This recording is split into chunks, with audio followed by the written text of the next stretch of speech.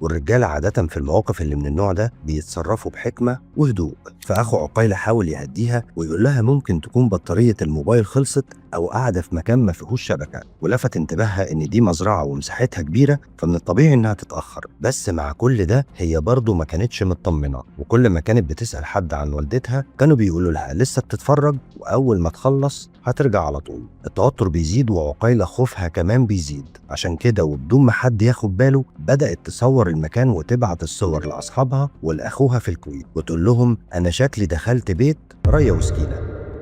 يوم دشيت حسيت روحي كني داخلة بيت ريا وسكينة. بسم الله الرحمن الرحيم.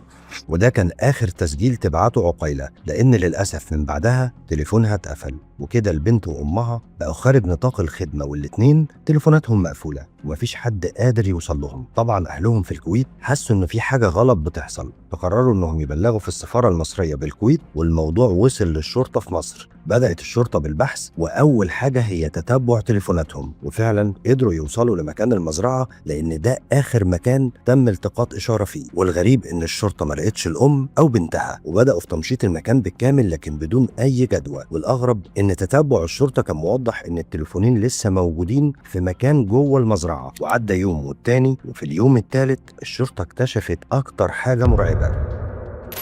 التليفونات فعلا كانت موجودة جوه المزرعة، وبالتحديد مع مودة وبنتها عقيلة. والسؤال ايه سر اختفائهم؟ بس قبل ما اكمل ونعرف ايه اللي حصل، خلونا نرجع لبداية سنة 2015 عشان نقدر منها نربط الاحداث كلها ببعض. مودة كانت عايشة مع جوزها واولادها في الكويت، اسرة بسيطة مفيش في حياتهم اي مشاكل، مرتاحين ماديا. بس زي ما قلت لكم ان مودة كانت حابة تستثمر جزء من فلوسها، وكان معاها وقتها حوالي 35 ألف دينار كويتي، يعني بنتكلم في حوالي مليون جنيه مصري، مبلغ كويس في التوقيت ده. وطبعا مبلغ زي ده مالوش قيمة في الكويت، او بمعنى ادق ما يشتري الشقة. فجت لها فكرة انها تجيب بالمبلغ ده اي عقار في مصر، وفي نفس الوقت لما يحبوا ينزلوا اجازة لمصر يكون عندهم مكان ملكهم يقضوا فيه اجازتهم. ولان مودة ما كانش عندها اي خبرة في الموضوع ده كان لازم حد يساعدها، وهنا يظهر عبد التواب. والمهم ايه هو سر الثقة بين عبد التواب ومودة، ومنين اصلا عرفوا بعض،